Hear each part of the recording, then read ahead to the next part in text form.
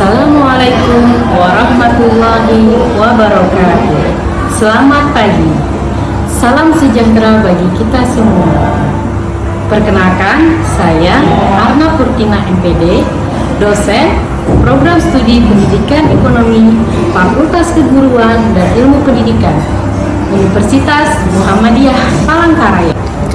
Pada kesempatan ini, saya akan menjelaskan terkait salah satu mata kuliah yang saya ampuh, yaitu mata kuliah Ekonomi Publik. Adapun video ini sebagai sarana penilaian pernyataan diri dosen dalam unjuk kerja Tridharma Perguruan Tinggi atau disingkat PDD UKT-PT bidang pengajaran.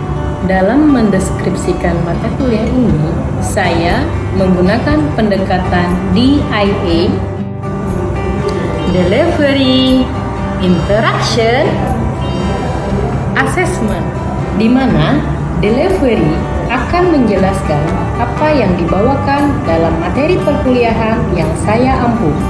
Saya menggunakan textbook karangan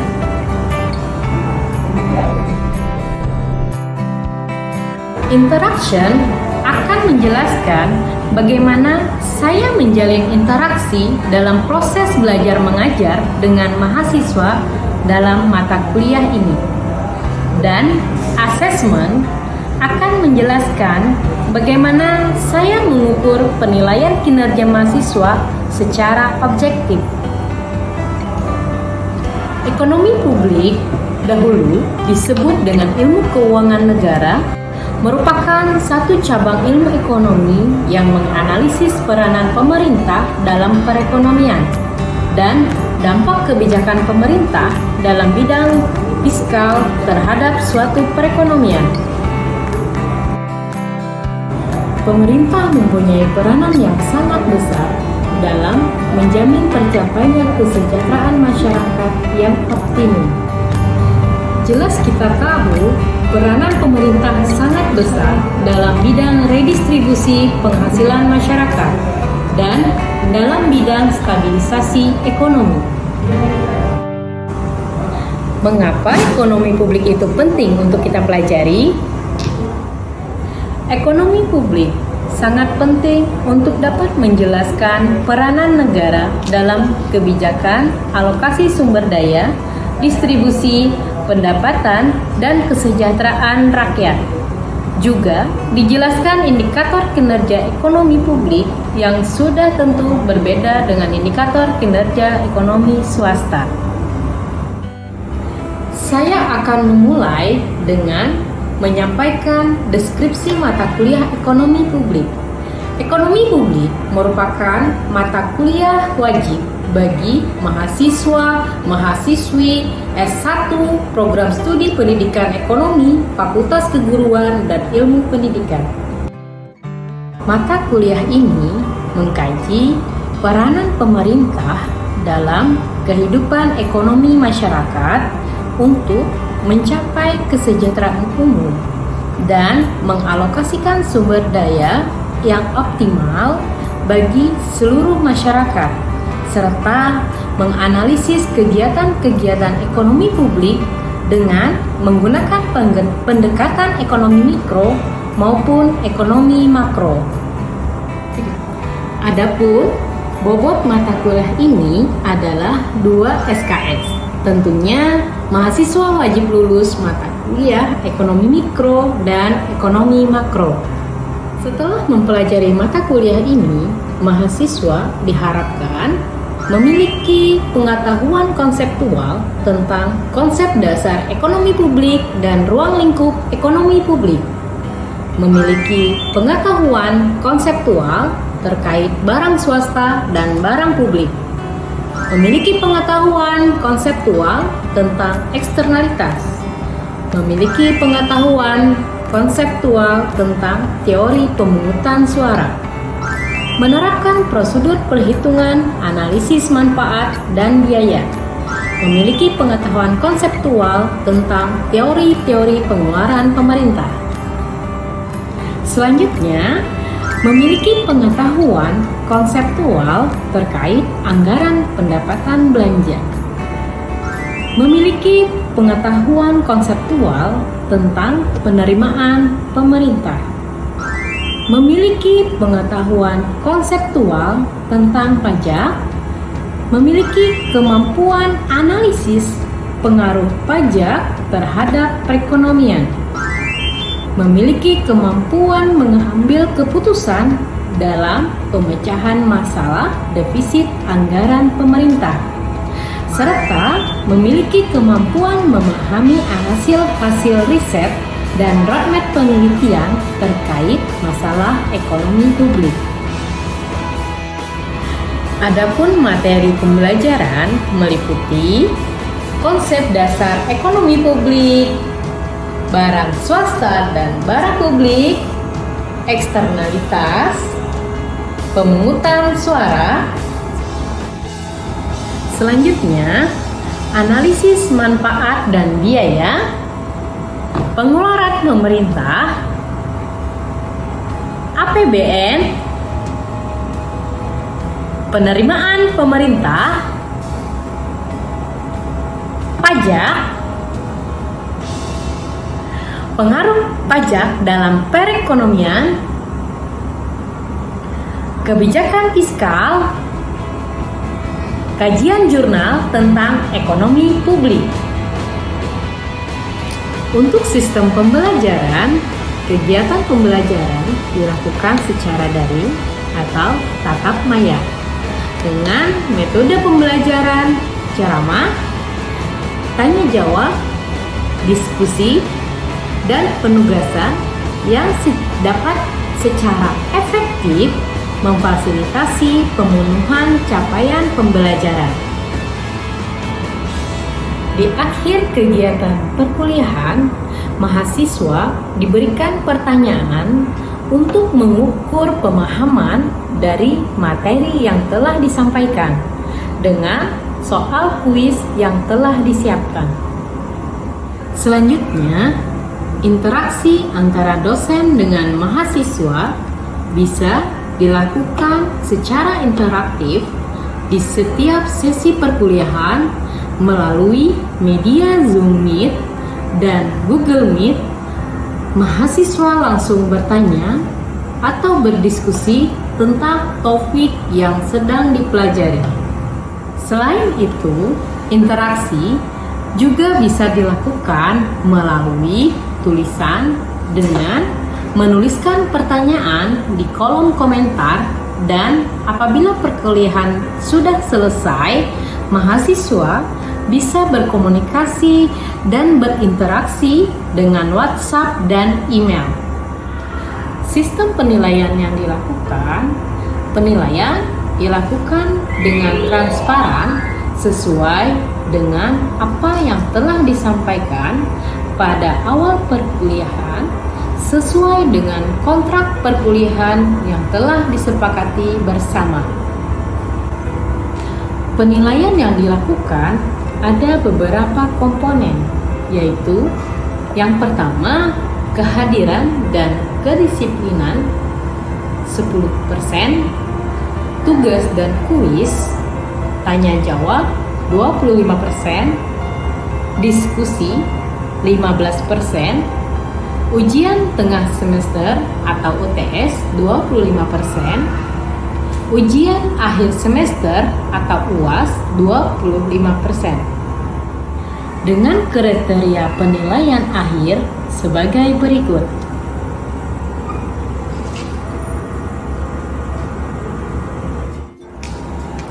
Berikut adalah kegiatan perkuliahan dengan mahasiswa-mahasiswi Prodi Pendidikan Ekonomi di kelas dengan menggunakan media Zoom Cloud Meeting. Assalamualaikum warahmatullahi wabarakatuh. Waalaikumsalam warahmatullahi wabarakatuh. Terima kasih sudah hadir di mata kuliah itu di Zoom ini. Untuk memulai mata kuliah ini, kita awali dengan berdoa menurut agama dan kepercayaan masing-masing. Untuk berdoa kita mulai dari sekarang. Dipersilahkan.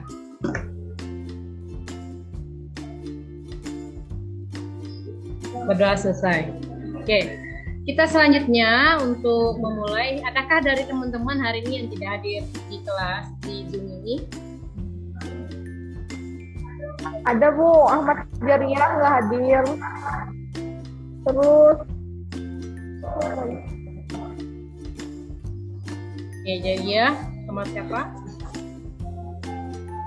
Taufik Bu. Oke, Taufik, ada 2 orang ya. Oke, tidak apa-apa, nanti dia menyusul untuk mengejar ketertinggalan.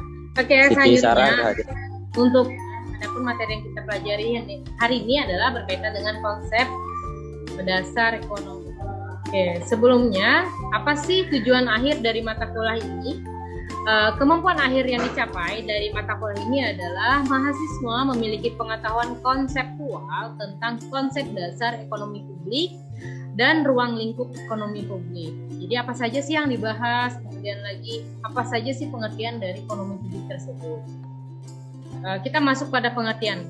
Pengertian ekonomi publik itu ada nggak teman-teman di sini yang pernah membaca referensi atau berkaitan dengan teori ekonomi publik? Silakan dari teman-teman, bagi yang ingin yang mengetahui atau apa, silakan di raise hand atau ditulis di kolom komentar. Silakan buat teman-teman.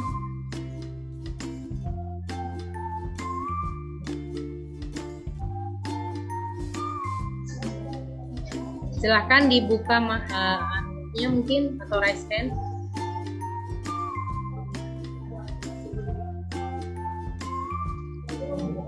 Bu, nah ya. Oke, bentar saya.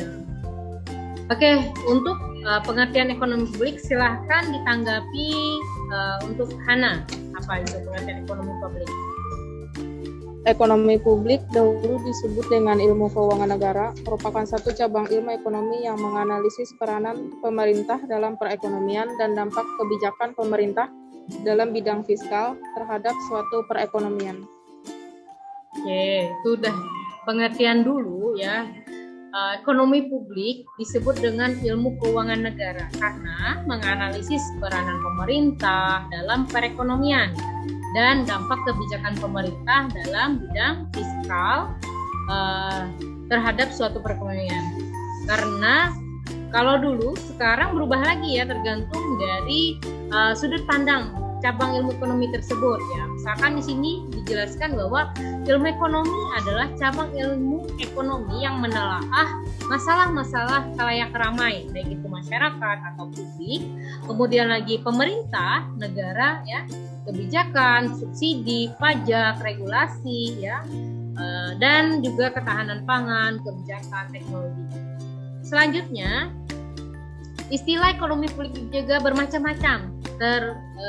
Hal tersebut dilihat dari luasnya wilayah publik, sehingga setiap disiplin ilmu itu ya memiliki cara pandang dan definisi yang berbeda-beda. Oke. Selanjutnya, sudut pandang ilmu ekonomi itu sendiri, ekonomi publik diartikan sebagai suatu entitas yang aktivitasnya berhubungan dengan usaha untuk menghasilkan barang dan pelayanan kepada publik. Publik di sini disebut dengan masyarakat atau pemerintah ya, dalam rangka memenuhi kebutuhan dan hak publik ya. Seperti apa sih? Kayak jaminan sosial, ketahanan pangan, kebijakan teknologi ya. Jadi kemudian juga keamanan, pendidikan, kesehatan dan sebagainya. Jadi di sini kita masuk pada slide selanjutnya. Menurut Adam Smith, konseptor sistem kapitalis murni mengemukakan bahwa ideologinya karena dia menganggap bahwa dalam perekonomian kapitalis setiap individu yang paling tahu dan yang paling baik bagi dirinya, sehingga dia akan melaksanakan apa yang dianggap terbaik bagi dirinya sendiri. Dalam perekonomian modern, peranan pemerintah dapat diklasifikasikan 3 golongan besar. Yang pertama peranan alokasi, yang kedua peranan distribusi, yang ketiga peranan stabilisasi. Pada slide selanjutnya, dalam perekonomian modern, peranan pemerintah dapat diklasifikasikan dalam 3 golongan besar. Ada 3 poin dalam peranan pemerintah. Silahkan bagi teman-teman yang mengetahui apa saja kira-kira. Mika, Danu? Peranan alokasi, Bu. Peranan alokasi, oke. Selanjutnya, Mika, peranan apa? Peranan distribusi, Bu. Nur Apriliani, peranan? Peranan stabilisasi, Bu. Stabilisasi. Oke, kita masuk pada peranan alokasi. Apa sih peranan alokasi itu? Silakan teman-teman, kita keaktifan teman-teman ya sebagai penilaian juga, keaktifan, tanya jawab, kuis juga di akhir nanti sebagai penilaian saya. Silakan, mungkin Ahmad Jariyah atau Ayu untuk menjelaskan peranan alokasi itu seperti apa.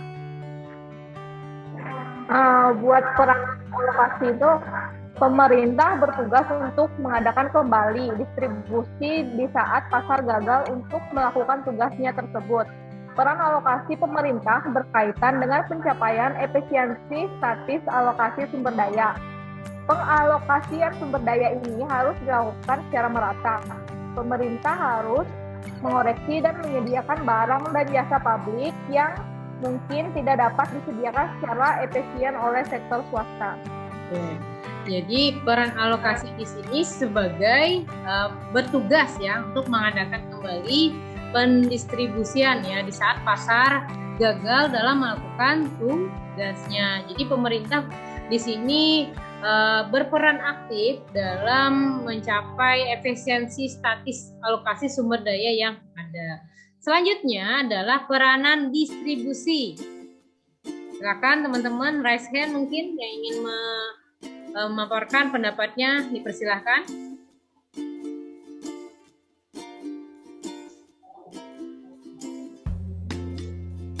Saya ya, Bu. Silakan. Peranan distribusi yaitu fungsinya adalah mempertimbangkan distribusi pendapatan. Pemerintah menggunakan konsep ekuitas dan keadilan, yaitu fungsi jangka pendek dari pemerintah. Tadi Meka ya, terima kasih Meka. Di sini selanjutnya adalah distribusi.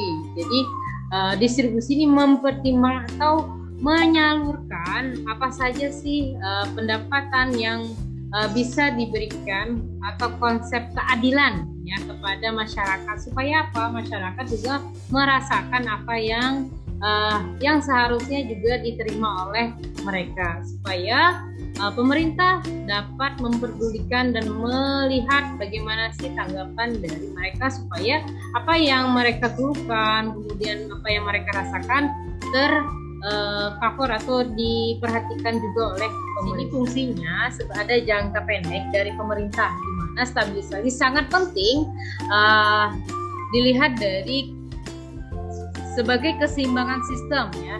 Oleh karena itu pemerintah harus membuat kebijakan agar keseimbangan tersebut dapat berdampak agar tidak berdampak buruk ke depannya. Ya, jadi adanya kebijakan yang harus diambil, kemudian apa saja sih yang harus dilakukan seperti itu.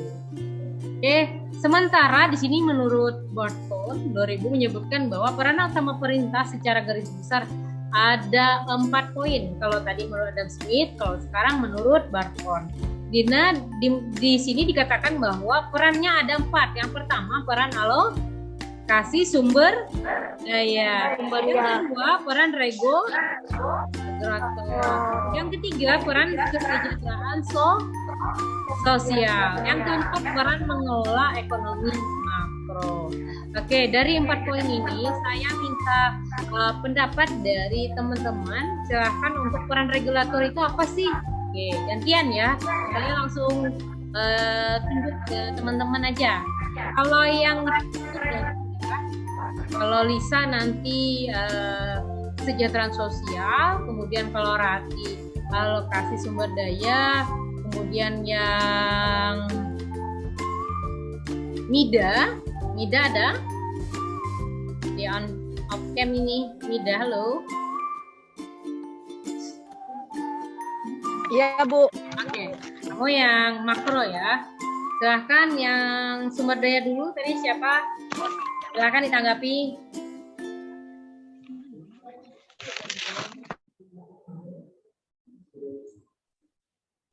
Oke, baik. Menurut saya, peran alokasi sumber daya itu tercakup soal penentuan ukuran absolut dan relatif pemerintah dalam perekonomian, yaitu keseimbangan sektor publik dan sektor swasta, dan penyediaan barang-barang publik serta pelayanan kesejahteraan sosial bagi masyarakat. Gitu, Bu. Jadi adanya peran alokasi supaya apa, masyarakat tetap merasakan ya. Oke, makasih Danu. Selanjutnya yang regulator tadi.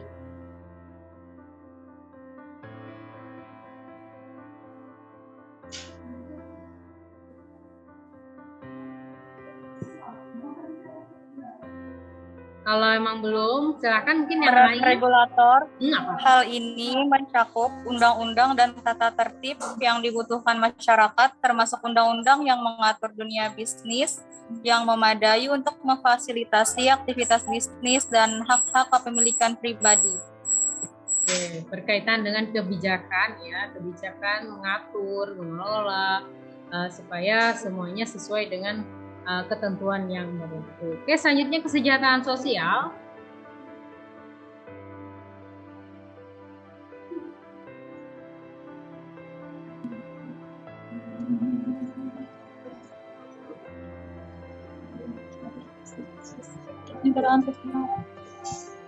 Halo. Saya Bu, Ya, kesejahteraan sosial. silakan. Baik, untuk peran kesejahteraan sosial mencakup kebijakan-kebijakan yang mendorong pemerataan sosial di negara yang bersangkutan seperti perpajakan, jaminan sosial, dan penyediaan sejumlah barang publik campuran di yang masyarakat. didesain untuk mendorong pertumbuhan ekonomi yang stabil, full employment, inflasi yang rendah, dan stabilitas neraca pembayaran. Oke, untuk ekonomi makro istilahnya mata kuliah kita sudah menempuh juga ya. Jadi ekonomi menurut secara luas yang mana itu termasuk neraca pembayaran, kemudian masalah yang ada berkaitan juga dengan pengangguran. Pada kegagalan pasar. Apa sih kegagalan pasar itu? Ketika pasar gagal mengalokasikan sumber daya secara efisien ya. Jadi apabila kita berada dalam pasar misalkan, kita tidak menemukan, hanya ada satu penjual. Nah, kemudian di penjual itu memarkup harga. Nah, itu juga menyebabkan harga tidak mampu membatasi permintaan dan tidak meningkatkan penawaran sehingga tidak tercapai pasar yang efisien. Kegagalan pasar juga di sini dapat dikatakan bahwa sisi penawaran gagal ke pasar terjadi ketika penawaran atau barang terlalu sedikit, undersupply, atau terlalu banyak atau oversupply. Barang banyak juga belum pas juga, kalau yang sedikit apalagi gitu ya. Jadi akhirnya pasar itu gagal. Oke. Jadi dari kita bahas penyebabnya apa sih kegagalan pasar tersebut. Oke, silakan teman-teman yang ingin menanggapi. Barang publik, Bu. Oke, barang publik. Yang kedua, Eksternalitas Bu. atau eksternalitas, mungkin eksternalitas gitu ya. Oke, silakan yang lain. Penguasaan pasar. Apa? Penguasaan pasar. Penguasaan pasar. Oke, atau informasi yang tidak sempurna. Ada 4 poin, padahal ada lagi gara-gara pengangguran juga bisa menyebabkan. Kemudian lagi barang bersama, monopoli ya. Oke, selanjutnya apa sih eksternal itu? Mengacu pada biaya atau manfaat yang dihasilkan dari transaksi yang mempengaruhi pihak ketiga yang tidak memutuskan untuk dikaitkan dengan manfaat biaya atau biaya tersebut. Nah, eksternalitas itu ada yang positif, ada yang negatif ya. Kalau positif itu adalah efek positif bagi pihak ketiga. Misalnya nih, memberikan pendidikan umum yang baik, terutama bermanfaat bagi siswa. Tapi manfaat barang umum ini akan meluas ke seluruh lapisan masyarakat. Jadi contoh lain juga, apabila orang bermain piano, orang yang mendengarkan akan merasa senang dengan musik yang keluarkan. Kalau eksternalitas positif di situ ada orang misalkan nih menghisap rokok, ya otomatis kan rokok itu akan memberikan dampak buruk atau negatif kepada pihak yang menghirup ya. Oke, lanjut lagi. Kita masuk pada materi faktor penyebab kegagalan pemerintah. Ada 5 poin. Yang pertama, ketidaksempurnaan penyelenggaraan pemerintah. Informasi yang terbatas. Yang ketiga, pengawasan yang terbatas atas reaksi swasta. Kemudian pengawasan yang terbatas atas perilaku birokrat. Yang terakhir, hambatan dalam proses politik. Biasanya pemerintah ini melakukan apa? Dengan pimpinan, adanya kebijakan yang dilakukan namun tidak direalisasikan. Kemudian dana pemerintah sekian tapi keluarnya berapa kan gitu. Jadi akhirnya apa, pemerintah ini gagal dalam menyebabkan kegagalan pemerintah. Oke, ini dari Ibu pertemuan hari ini. Terima kasih untuk teman-teman yang telah berpartisipasi. Selanjutnya kita masuk pada kuis. Adapun kuis ini dari aplikasi Quizizz atau platform Quizizz. Silahkan teman-teman nanti dikerjakan soal kuis yang kalian akan kerjakan dengan waktu kurang lebih 5 menit.